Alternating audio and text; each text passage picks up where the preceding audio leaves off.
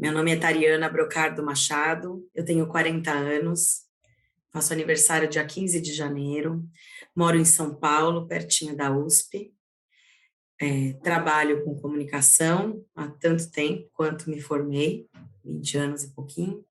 O meu nome é um nome indígena, quer dizer povo filho do trovão, é uma tribo da Amazônia, do limite da Amazônia colombiana, ali com a brasileira.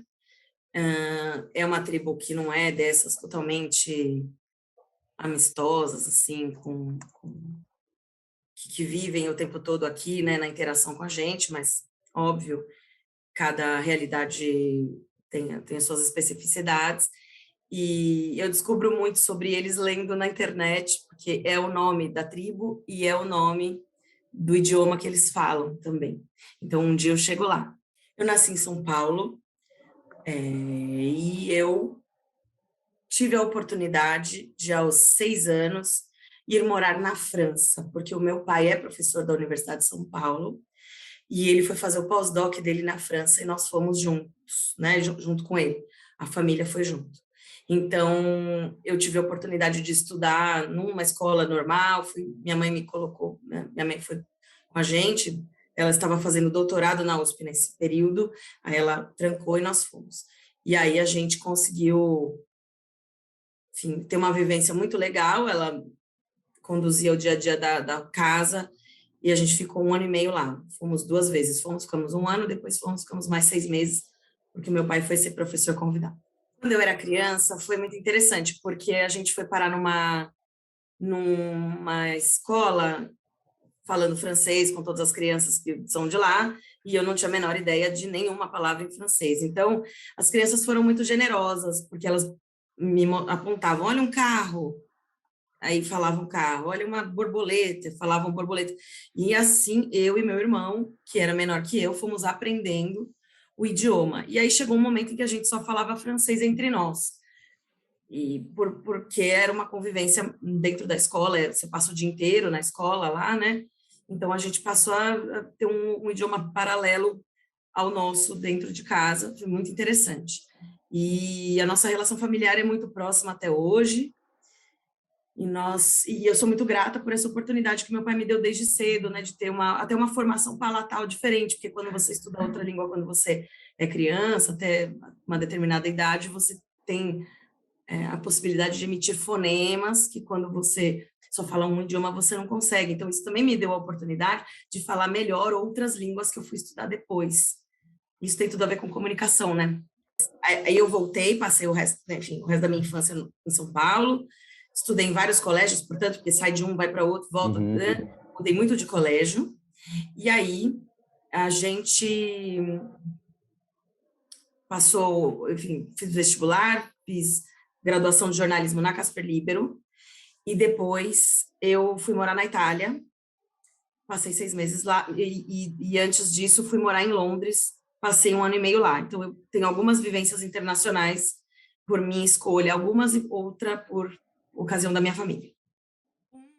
E na escola, ao longo do tempo, dos estudos, sempre gostei muito da parte de humanas, história, geografia, e, claro, quando você vai lá no terceiro colegial na época, né, que eu estudei, que é muito tempo atrás, você ia se direcionando ou para humanas, ou para exatas, ou para biológicas, e eu sempre fui muito humanas, embora tivesse boas notas em tudo, porque eu também sempre fui muito estudiosa, e ao mesmo tempo não era segregada das outras pessoas, sempre fiz muitos grupos. Isso também é uma coisa, né? Eu sempre participei de muitos grupos, muitos coletivos, até hoje milito, me engajo, participo como coadjuvante, como, né, principal, sempre numa coordenação que tem a ver com comunicação, todas as minhas atividades, inclusive as minhas militâncias.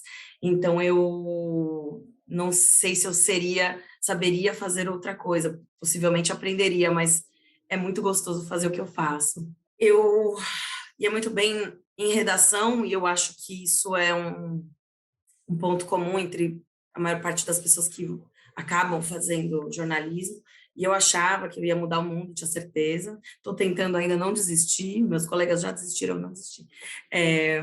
Mas eu achava que eu tinha muita inclinação para o texto.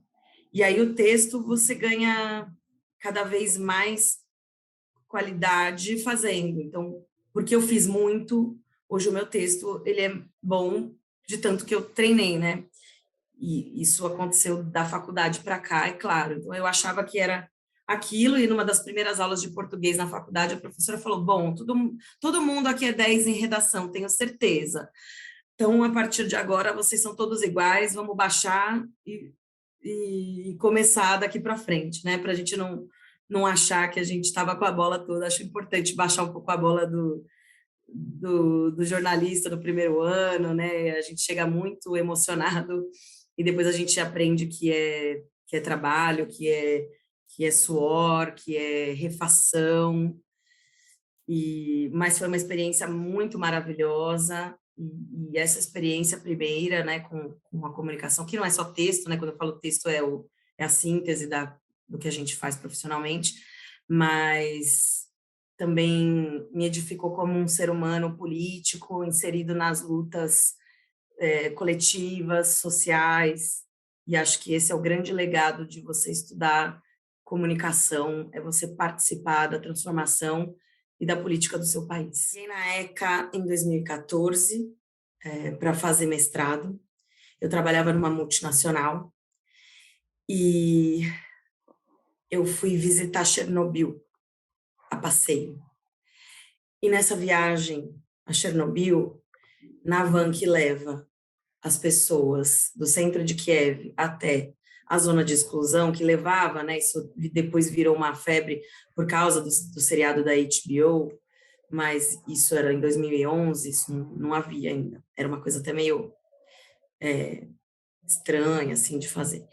Eu fui com meu irmão e um amigo. E aí, nós, na van que leva a gente, né, do centro de Kiev à zona de exclusão, passou um documentário da BBC chamado A Batalha de Chernobyl. E nesse documentário, o Gorbachev fala que ele não ficou sabendo do episódio de Chernobyl, que ele foi avisado pela Suécia. E eu pensei assim, gente, esse homem está colocando a culpa na comunicação. E comunicação é comigo, eu não posso me isentar disso daqui. Fiz meu passeio, fiz minha viagem, já era no fim do ano de 2011. Voltei para casa, fiquei pensando mais sobre isso, comecei a pesquisar sobre a área nuclear, a comunicação da área nuclear. E aí, em 2013, a Agência Internacional de Energia Atômica lançou aqui no Brasil um documento traduzido das políticas de comunicação para a área nuclear, para momentos de episódios de eventos como esse, né? E aí eu pensei, agora eu vou colocar aquele projeto em curso.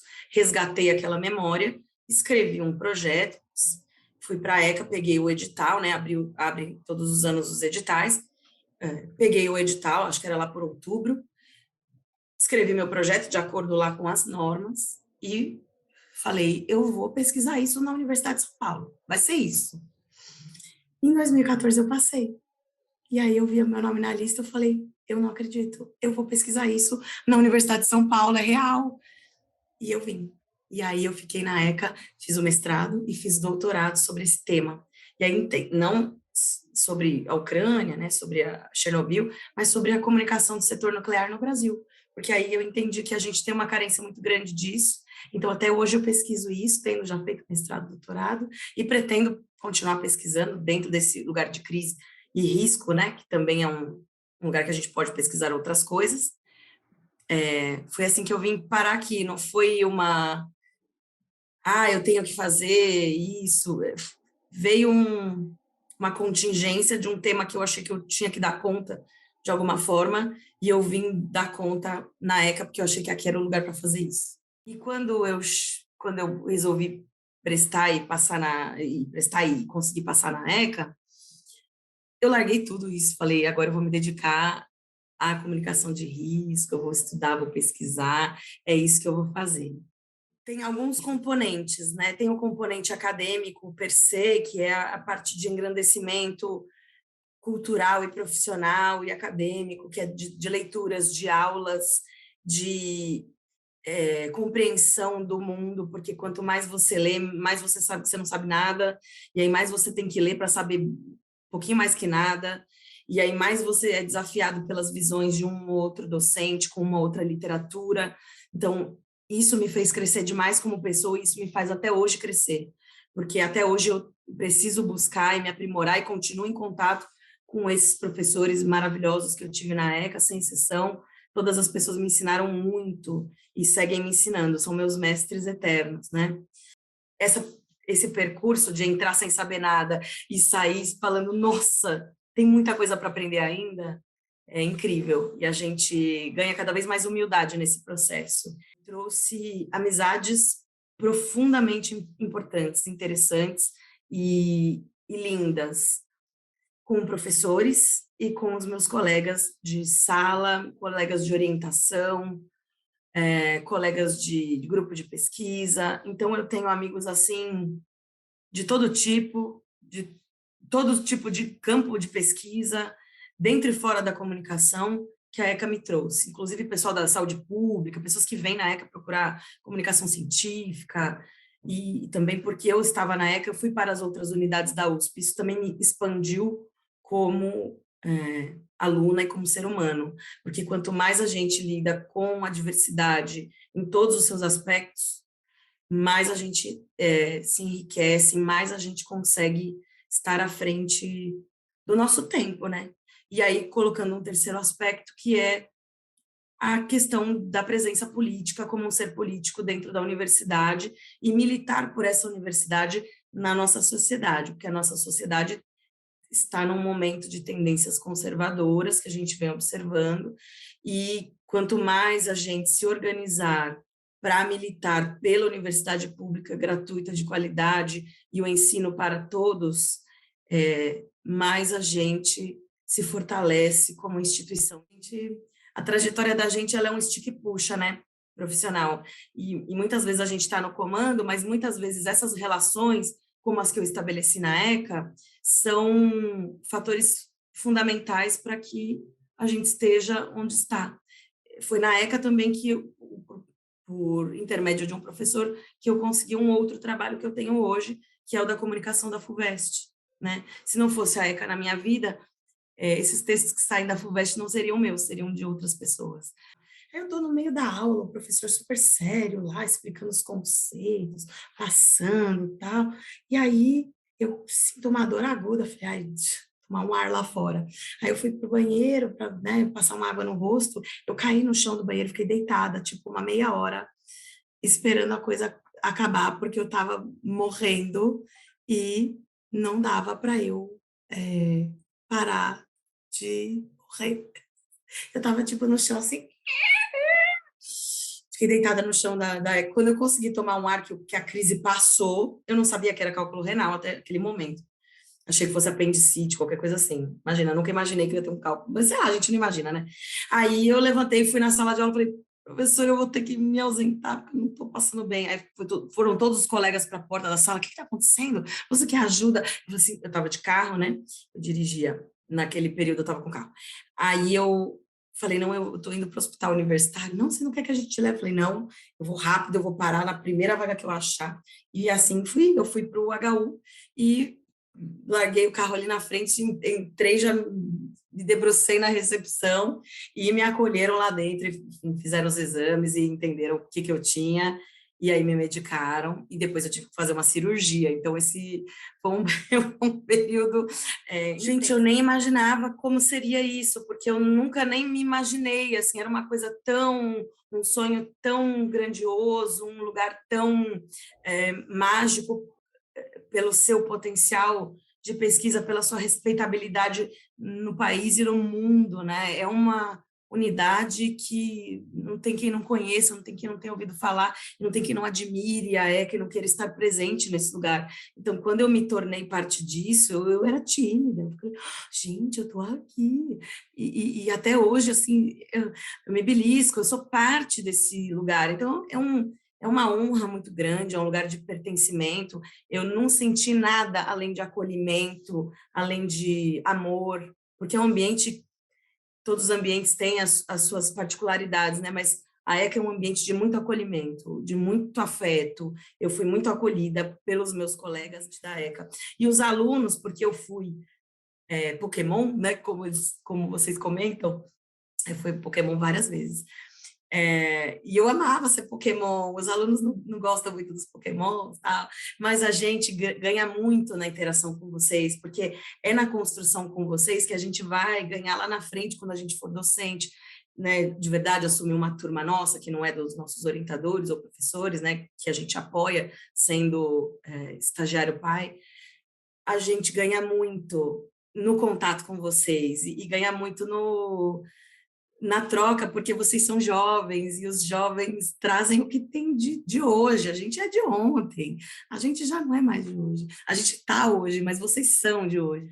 Mas eu gostaria de ter ficado mais 1.000 horas lá dentro, mais 2.000, das milhares que eu fiquei, outras milhares. Se eu pudesse ficar o dobro, se eu pudesse ter ficado o triplo, eu teria aprendido o triplo, eu fiz um monte de disciplinas, eu teria feito ainda mais disciplinas. E esses momentos mais marcantes, assim, mais interessantes, muitos deles têm a ver com a política estudantil e da instituição, de participar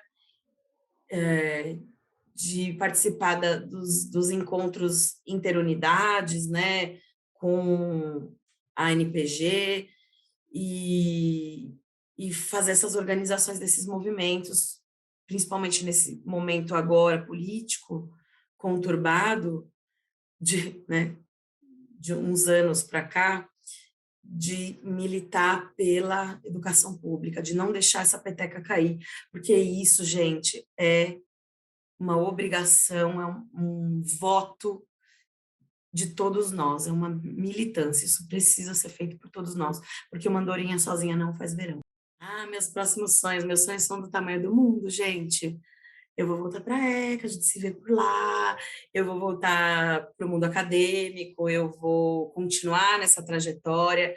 Eu adoro o trabalho profissional nas organizações, né? Isso que eu faço hoje, mas eu não consigo viver só disso, eu preciso me alimentar minha alma, e a minha alma come livros, a minha alma come diálogos que se sustentam e que evoluem, porque a gente anda sobre os ombros dos gigantes, né? Das pessoas que nos precederam, e a gente tem que dar a nossa contribuição nesse mundo também.